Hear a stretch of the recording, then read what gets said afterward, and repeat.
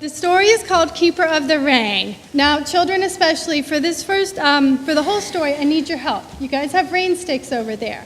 And I need you to listen very carefully. Every time you hear the word rain, you want to turn your rain stick over so we can really feel this story. Right. So, not so very long ago, in a place not so very different from this one, lived the Keeper of the Rain. Each day, the Keeper of the Rain carefully watched the creatures and plants, and when they began to droop with thirst, she whispered the word that brings the rain, and they stood tall again. Each day, the Keeper of the Rain listened to the rivers and streams, and when they swelled to a roar, she whispered the word that sends them away, and the waters were quiet again. After many such days, more than you or I could count, the Keeper of the Rain was weary. She was tired of always watching, always listening, always paying attention to other things and beings. A new Keeper of the Rain had been born, but he was still a boy. It would be years before he would be ready to take over. "I can't wait years," she said. She went to find the boy. She heard splashing coming from the pond, and she peered through the cattails and saw him standing knee-deep in the water. The boy bent over and plunged his hands to the bottom of the pond, and he stood up with an armload of muck and wriggling crayfish. "He is young," thought the keeper, but then again, so was I. So she walked through the cattails and into the water, and she bent down and for a few minutes whispered in the boy's ear. And when she was done, she stood up, smiled for the first time in ages, and walked away. The boy watched her for a few minutes until the crayfish wriggled loose and plopped into the pond. He bent in search of the creature and forgot all about the keeper and what she had told him. The boy splashed and played in the water until his lips turned blue and quivered, and then he tromped up through the sand and grass to his favorite sun-warmed rock. It was low and flat and as ancient as the rain. He lay basking in the sun, listening to the peeping frogs and telling the rock his stories of muck and cattails and crayfish. The rock listened and laughed in that low, rumbling way of rocks. As we do every year, we asked you to bring in water that was special or meaningful to you. And this can be water from your travels, your tap, your pool, anywhere important to you for whatever reason. And don't worry if you forgot or you did not know. We have water here in pitchers, and you can use that water. We ask that you come up to the bowl through the center aisle.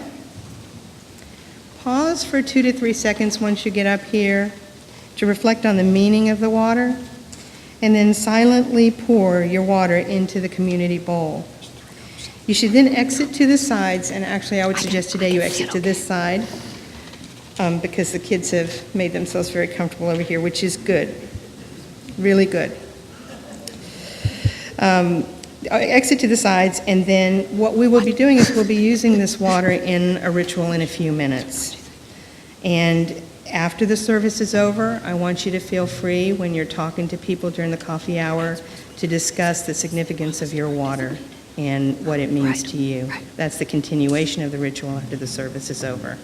So Aaron will begin the collection as a representative of our partner church in Shepshikorish-Patak, Romania. You may begin.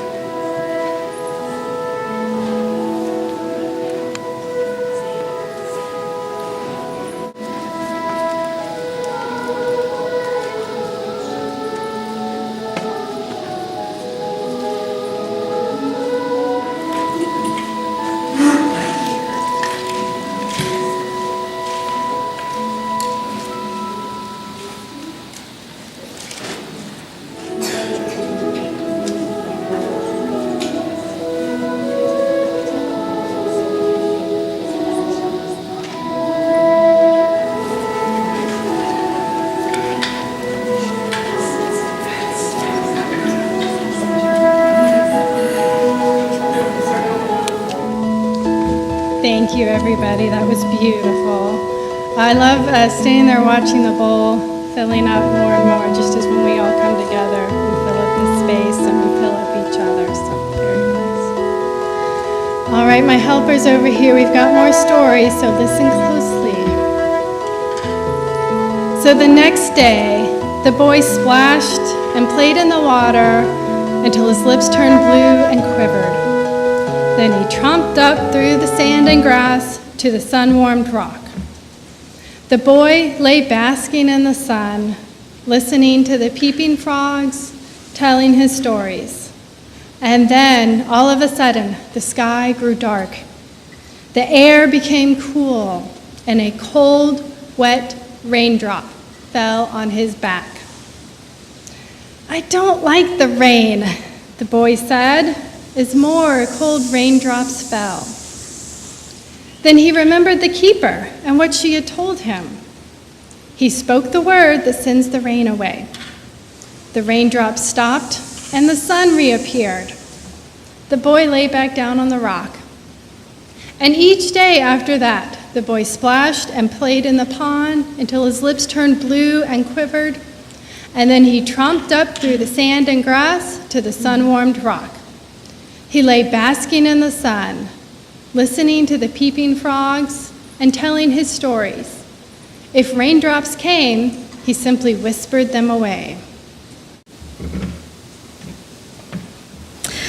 All right, this is the second half of the water communion ceremony, and we're going to be using the Taizé water ritual today. Taizé is a small village in France where people from all over the world come to worship with other folks. We will be performing their traditional water ritual this morning. It's an opportunity to witness the power of water in our lives. As you can see before you, we have stations located here in the sanctuary. We have a station for thirst, a station for purification, which is right here, a station for anointment, which is right here, and a station for caring, which is over by the doors over there. Please get up from your seats in any way, fashion that you would like. Visit any station that you would like. Visit all 4 stations. So whenever you're ready, we have helpers at each station.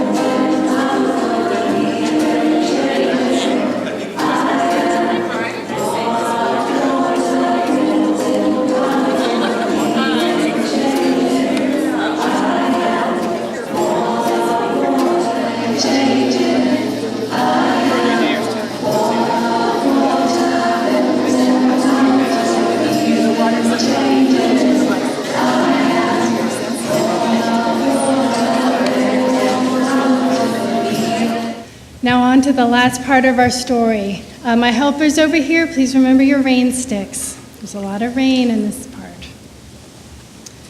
So many such days passed. As the boy lay basking in the sun, the rock asked, "Have you noticed the trees and plants are turning yellow?" The boy sat up and he looked. "I like the color yellow," said the boy. "They need rain," said the rock. "I don't like the rain," said the boy. "I know," said the rock. Many more such days passed. As the boy lay basking in the sun, the rock asked, "Have you noticed the trees and plants are turning brown?" The boy, he sat up and looked. "I like the color brown," said the boy. "They need rain," said the rock. "I don't like the rain," said the boy. "I know," said the rock.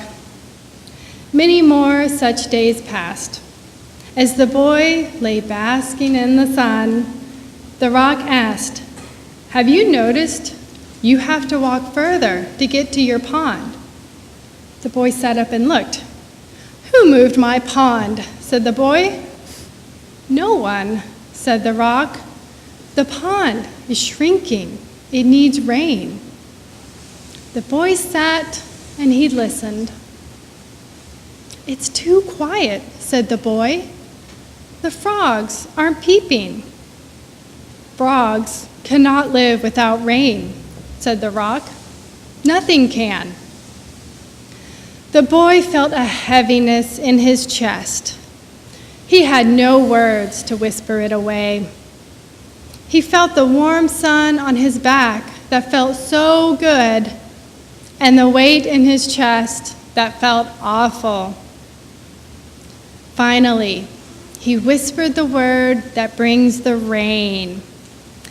Cold, wet raindrops fell on his back, but the boy let the rain fall and fall and fall. And when he heard the rivers and streams swell to a roar, he whispered the word that sends the rain away. "I still don't like the rain," said the boy, "but I love my pond." "I know," said the rock. "I know." So I hope you all like that story. Now, children, before we go to our closing hymn, I think we need a little more rain in here. So can you guys help us out with that? And if you don't have a rain stick, you can rub your hands together, click your fingers. Let's make some nice rain in here. Feel those cool, wet raindrops.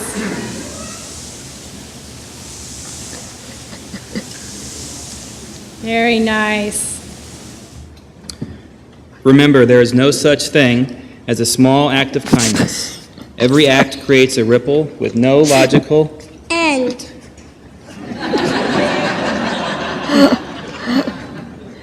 Touch each other with gentle hands. Let your hearts embrace the universe. Hold to each other while